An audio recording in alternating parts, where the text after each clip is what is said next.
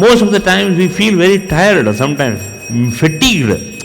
ಏನು ತಲೆ ಕೆಲವಲ್ಲ, ಸುಮ್ಮನೆ ಒಂದು 2 ದಿವಸ ಮಲ್ಕೊಳ್ಳೋಣ ಅಂತ ಅನಿಸುತ್ತೆ. ಏನು ಕೆಲಸ, everything comes to a standstill. We feel nothing is working other than the sun which works. Asking anybody, I am tired, I have to take one rest, ಆ ಥರ ಏನಿಲ್ಲ ಸೂರ್ಯನಿಗೆ. ಆ ಥರ ಯಾವ ಗ್ರಹಗತಿಗಳಿಗೂ ಏನೂ ರೆಸ್ಟ್ ಇಲ್ಲ. ನಿಮ್ಮ ಕರ್ಮ ರೆಸ್ಟ್ ಕೊಡುತ್ತೆ. ಆ ಗ್ರಹಗತಿಗಳಿಗೆ ಹೇಳುತ್ತೆ ನಿಮಗೆ, ಇವನಿಗೆ ರೆಸ್ಟ್ ಕೊಡು, ಈಕೆಗೆ ರೆಸ್ಟ್ ಕೊಡು. You let him recoup. ಅವನ ಎನರ್ಜೀಸ್ನೆಲ್ಲ ಒಕ್ಕೂಡಿಸಿ ಮತ್ತೆ ಅವನು ಪುನರ್ ಚೈತನ್ಯ ಬರಲಿ ಅವನಿಗೆ. Then he will be back on his legs. He can stand on his legs.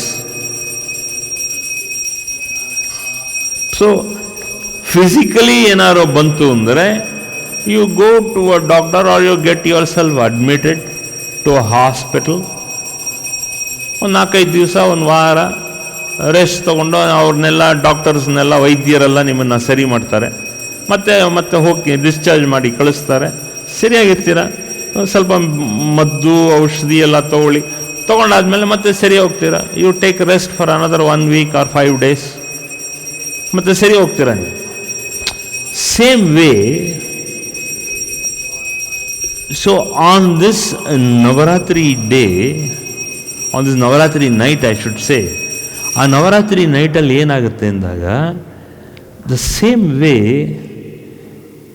After fighting with 2 asuras, Madhu and Kaitaba, they were all vicious demons. Madhu Kaitabaru, ಆ ಮಧು ಕೈಟಬರು ಹಾವಳಿ ತಡೆಯಕ್ಕಾಗದೆ ಆ ರೀತಿ ರಾಜಾರೋಷವಾಗಿ ಇಡೀ ದೇವಲೋಕ, ಇಡೀ ಭೂಲೋಕ, 7 ಲೋಕಗಳನ್ನು ಸಂಪೂರ್ಣವಾಗಿ ನಾಶ ಮಾಡೋ ಕಾರ್ಯಕ್ರಮಕ್ಕೆ ತೊಡಗಿದ್ರು. ಅದು ಹೇಗೆ ತೊಡಗಿದ್ರು ಅನ್ನೋದು ಒಂದು ಚಿಕ್ಕ ಕತೆ ಹೇಳ್ತೀನಿ. ಈ ಮಧು ಕೈಟಬರು ಎಲ್ಲಿಂದ ಸೃಷ್ಟಿ ಆದರು? Where did this demons originate from? ಈ ಮಧು ಕೈಟಬರು ವಿಷ್ಣು ಯಾವಾಗಲೂ ಯೋಗ ನಿದ್ರೆಯಲ್ಲಿ ಮಲಗಿರ್ತಾನೆ. ವಿಷ್ಣು ಅಂದರೆ ಏನು ಅಂದರೆ, ನಮ್ಮ ಚೈತನ್ಯ ಆಗಾಗ ಕೆಲಸ ಮಾಡಬೇಕು, ಆಗಾಗ ರೆಸ್ಟ್ ತಗೋಬೇಕು. ಅದಕ್ಕೆ ನಮ್ಮಲ್ಲಿ ಏನು ಮಾಡ್ತಾರೆ ಅಂದರೆ 12 ಗಂಟೆ ಕಾಲ 13 ಗಂಟೆ ಕಾಲ ಕೆಲಸ ಮಾಡಬೇಕು. ಇನ್ನು ಮುಕ್ಕಿದ್ದಾದಂಥ 24 ಗಂಟೆಯಲ್ಲಿ ಮಿಕ್ಕಿದಂಥ 7 ಗಂಟೆ 8 ಗಂಟೆ ಕಾಲ ನಮ್ಮ ಸಾಧಾರಣ ಎಚ್ಚರ ಮಾಡಿಕೊಂಡು ಕೆಲಸ ಮಾಡೋದು, ಸ್ವಲ್ಪ ಕೆಲಸ ಮಾಡಿಕೊಂಡು ಮಿಕ್ಕಿದ್ದು 5 ರಿಂದ 6 ಗಂಟೆ ಕಾಲ ನಾವು ನಿದ್ದೆ ಮಾಡಬೇಕು. ಆಗಲೇ ದೇಹಕ್ಕೆ ತುಷ್ಟಿ ಪುಷ್ಟಿ ಎಲ್ಲ ನಾವು ಚೆನ್ನಾಗಿ ಊಟ ಮಾಡಿ ಬೇಕಾಗಿರೋ ಆಹಾರಗಳೆಲ್ಲ ತಗೊಂಡು ನಮಗೆ ಮತ್ತೆ ತುಷ್ಟಿ ಪುಷ್ಟಿ ಇದ್ದರೇ ನಾವು ಸಂಪೂರ್ಣ ಚೆನ್ನಾಗಿ with full efficiency we start working.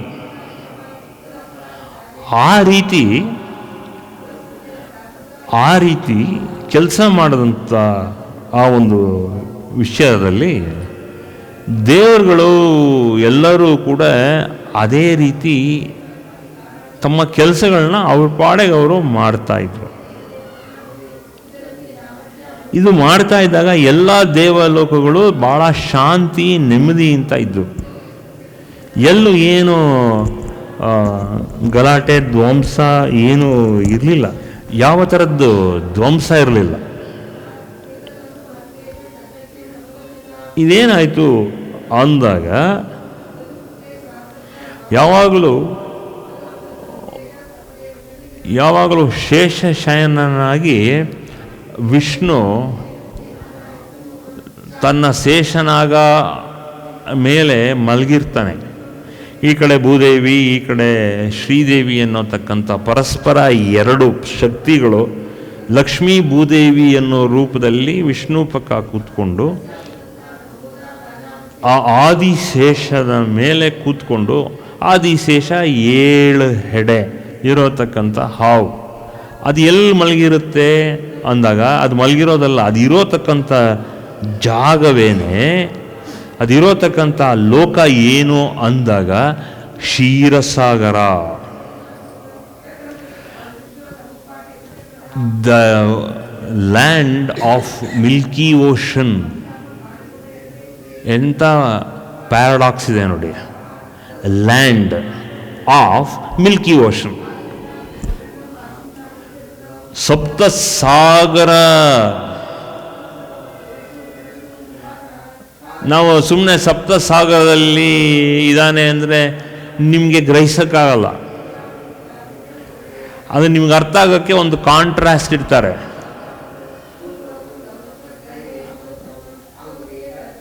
ಅಲ್ವಾ? ಅದಕ್ಕೆ ನಾವು ಸುಮಾರು ಜನ ನೋಡಿ ಯೂಸ್ ಮಾಡ್ತಾರೆ. ಹೇಗೆ ಫುಲ್ ಬರ್ತಿದ್ಯಾ ಅಂತಾರೆ. ಒಂದು ಗ್ಲಾಸ್ ಕಾಫಿ ಕೊಟ್ಟಾಗ ಫುಲ್ ನಾವೆಲ್ಲ ಅಷ್ಟು ಫುಲ್ ಬೇಡ, ನಮಗೆ ಅರ್ಧ ಮಾಡಿ ಅಂತೀವಿ. ಬಾರಿಕೆ ಆಯ್ತಾರೆ, ಒಂದು ಫುಲ್ ಲೋಟ ಕೊಡಿ ಅಂದರೆ ಹಾಂ ಫುಲ್ ಲೋಟ ಕೊಡಿ. ಫುಲ್ ಏನೋ ಲೋಟ ಏನೋ, ಫುಲ್ ಅದೇ ಬರ್ತಿ ಅಂತ ಅರ್ಥ. ಅದೇ ರೀತಿ ಈ ಕ್ಷೀರಸಾಗರ ಎಲ್ಲಿದೆ ಅಂದಾಗ ಆ ಕ್ಷೀರಸಾಗರಕ್ಕೆ ಒಂದು ಪ್ರದೇಶ ಇದೆ, ಅದು ಯಾವುದೋ ಒಂದು ಲೋಕದಲ್ಲಿದೆ. ಆ ಲೋಕದಲ್ಲಿ ಈ ಕ್ಷೀರಸಾಗರ ಇರಬೇಕಾದ್ರೆ ಆ ಕ್ಷೀರಸಾಗರದಲ್ಲಿ ಒಂದು 7 ಸರ್ಪ, ಅಂದರೆ 7 ತಲೆ ಸರ್ಪ, ಆದಿಶೇಷ. ಅದಕ್ಕೆ ಹೆಡೆ 7 ಹೆಡೆ. 7 ಹೆಡೆ. ಕೆಲವು ಪುರಾಣಗಳಲ್ಲಿ 7 ಹೆಡೆನೂ ಒಂದೊಂದು ಲೋಕ ಅಂತ ಹೇಳ್ತಾರೆ. It depends on that way how the artist imagination. ಹಾಗೆ ಅದನ್ನೆಲ್ಲ ಈ ಋಷಿ ಮುನಿಗಳು ಅದನ್ನು ಅವರವರ ದೃಶ್ಯದಲ್ಲಿ ಅವರವ್ರಿಗೆ ಯಾವ ರೀತಿ ಅದು ದರ್ಶನ ಆಗುತ್ತೋ ಆ ದರ್ಶನದಿಂದ ಆ ದೃಶ್ಯ ಸಿಗತ್ತೆ. ಆ ದೃಶ್ಯದಿಂದ ಅವರು ವಿವರಿಸ್ತಾ ಬರ್ತಾ ಇದ್ದಾರೆ. So according to their own way how they saw that Adishesha, it is not imagination. ಅವರು ಕೂತ್ಕೊಂಡು when they sat and meditated they got the visions. They got the visions of what? It's just not one single vision. They got the visions of Adisesha on that n number of coiled serpents, and which has 7 heads. 7 ತಲೆಯ ಸರ್ಪ. ಅದು endless. ಆದಿನೂ ಇಲ್ಲ, ಅಂತ್ಯನೂ ಇಲ್ಲ. There is no beginning, there is no end for that serpent. And ಅದು ಎಷ್ಟು ಅಗಲ ಇದೆ? What is the width of that serpent? The width of the serpent is another 7 yojanas. ಈ ಕಡೆ ಹೋದರೆ ಒಂದು yojana is 48 kilometres by 24 kilometres into 7. 48 into 7 and 24 into 7 length wise and breadth wise. ಒಂದು ಯೋಜನಾ, ಅದಕ್ಕೆ 48 ಯೋಜನಾ. ಆಗಿನ ಕಾಲದ ಮೆಷರ್ಮೆಂಟ್, ದೇವಲೋಕದ ಮೆಜರ್ಮೆಂಟ್. ಆ ಮೆಜರ್ಮೆಂಟ್ ಹಿಂಗೆ ಇಟ್ಕೊಂಡು ಮಲಗಿದ್ದಾನು. ಆ ಮಲಗಿದ್ದಾಗ ಇಟ್ ಸೋ ಹ್ಯಾಪನ್ಡ್, ಯಾಕಂದರೆ the whole cosmos is slightly vibrating. ನಾವು ಒಂದು ವೈಬ್ರೇಟಿಂಗ್ ಪ್ಲ್ಯಾಟ್ಫಾರ್ಮ್ ಮೇಲೆ ನಿಂತ್ಕೊಂಡ್ರೆ, just imagine yourself going on a roller coaster ride. Forget that. You are just going on a kind of a platform where it is moving. Escalator ಹೋಗ್ತಾ ಇದ್ದೀರಾ. Whether you may be still for a particular time, but still you see the movement under your feet. At least shabda, ಅಥವಾ you find that vibration. ಅದೇ ಥರ there is vibration in that Kshira Sagara. I am trying to make you understand, because ಇದು ಕಣ್ಣು ಕಾಣಿಸದೇ ಇರತಕ್ಕಂಥದ್ದು. I am trying to bring it not to your imagination, to bring it to your mind. Just like a simple example, if you are going on an escalator or if you are going on a moving platform, then you will understand the effect of that. So, in this kind of a Kshira Sagara, there is some slight vibrations. ಅಲೆ ಹೊಡೆಯುವಂಗೆ ರಭಸ ಇಲ್ಲ ಅಲ್ಲಿ, ಏನುವೆ ಸ್ವಲ್ಪ ಹಾಗೆ ಚೂರು vibration. ಅದರ ಮೇಲೆ ಆದಿಶೇಷ. ಈ ಕಡೆ 48 kilometre divided by half, 24 kilometres length, 24 kilometres breadth. ಅದರ ಮೇಲೆ ಆದಿಶೇಷ ಹಾಗೆ 7 ತಲೆ, ಹೆಡೆಗಳಿಟ್ಕೊಳ್ಳೋದು, ತಲೆ ಅಲ್ಲ ಹೆಡೆ ಇಟ್ಕೊಂಡು ಹಾಗೆ ಅಳ್ಳಾಡ್ತಾ ಇದೆ. ಅದರ ಮೇಲೆ ಶ್ರೀಮನ್ ವಿಷ್ಣು, ಶ್ರೀಮನ್ನಾರಾಯಣ ಅದರ ಮೇಲೆ ಹಿಂಗೆ ಕೈ ಇಟ್ಕೊಂಡು ಶೇಷ ಸಾಯಿ ಅಂತ ನಾವೇನು ಹೇಳ್ತೀವೋ ಆ ರೀತಿ ನಾವು ಒಂಥರ ವಾಟರ್ ಬೆಡ್ ಮೇಲೆ ಮಲ್ಕೊಂಡಾಗ ಏನು ಎಫೆಕ್ಟ್ ಇದೆಯೋ, that is best. Water bed ಮೇಲೆ ಮಲ್ಕೊಂಡಾಗ ಏನು ಎಫೆಕ್ಟ್ ಇದೆಯೋ, Vishnu also gets the same effect. ಅದು ತಪ್ಪು. ವಿಷ್ಣು ಎಫೆಕ್ಟು ನಾವು ವಾಟರ್ ಬೆಡ್ ಮೇಲೆ ಕೂತ್ರೆ ಆ ಎಫೆಕ್ಟ್ ನಮಗೆ ಬರುತ್ತೆ. Okay, this is how it is. ಹಾಗೆ ಹಿಂಗೆ ತೇಲಾಡ್ತಾ ಇರ್ತೀವಿ. ನಮ್ಮ ಸಣ್ಣ ಮಕ್ಕಳು ಇಟ್ಕೊಂಡು ಕೂತ್ರೆ, ಸಣ್ಣ ಮಕ್ಕಳು ಚೆನ್ನಾಗಿದೆ ಅಂಕಲ್, ನಾನು ಸ್ವಲ್ಪ ಜಂಪ್ ಮಾಡಲ ಅಲ್ಲಿ, ಅದು ನಿಂಗೆ ಅಲ್ಲಾಡ್ಸೋಕ್ಕೆ ಟ್ರೈ ಮಾಡ್ತಾರೆ ವಾಟರ್ ಬೆಡ್ನ. ಹೇಗೆ ಸುಮ್ಮನೆ ಇರೋ ಅಂತ ಹೇಳ್ತೀವಿ ನಾವು. ಆದರೂ we also feel so nice. Same effect. Vishnu is sleeping on Adishesha with that same water bed effect. ಈ ವಾಟರ್ ಬೆಡ್ನಲ್ಲಿ ಸ್ವಲ್ಪ ಸ್ಲೈಟ್ ವೈಬ್ರೇಷನ್ ಇರುತ್ತಲ್ಲ, ಈ ವೈಬ್ರೇಷನ್ ಆಗ್ತಾ ಆಗ್ತಾ ಶ್ರೀಮನ್ ವಿಷ್ಣುಗೆ, ವಿಷ್ಣು ನಾರಾಯಣ ಅಥವಾ ನಾರಾಯಣನಿಗೆ ಏನಾಯಿತು ಅಂದಾಗ ಅವನ ಕಿವಿನಲ್ಲಿ ಇರೋತಕ್ಕಂಥ ಗುಗ್ಗೆ, ಇಯರ್ ವ್ಯಾಕ್ಸ್, ಆ ಇಯರ್ ವ್ಯಾಕ್ಸು ಡಿಸ್ಲಾಡ್ಜ್ ಆಗೋಯ್ತು.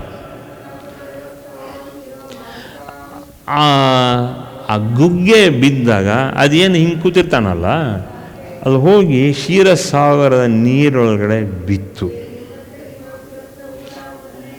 ಈ ಕಡೆ ಕಿವಿದು ಬಿತ್ತು. ಅದು ಬಿದ್ದಾಗ ಅಲ್ಲಿರೋತಕ್ಕಂಥ ಚೈತನ್ಯ, ಕ್ಷೀರಸಾಗರ is the cosmic sea where there is only filled with vibrations, and this, if I am permitted to say, this idiots of an earwax, ಆ ಕ್ಷೀರಸಾಗರದಲ್ಲಿ ಬಿದ್ದ ತಕ್ಷಣ ಅವರು ಇಮ್ಯಾಜಿನ್, ಲಾಸ್ ಆಫ್ ಫ್ಲೋಟೇಷನ್ ಅಲ್ಲ, ಅದು ಬಿದ್ದಾಗ ಅದರ ಒಳಗಡೆ, ಅವರೊಳಗಡೆ ದೇ ಸ್ಟಾರ್ಟೆಡ್ ಬಿಕಮಿಂಗ್ ಅಲೈವ್.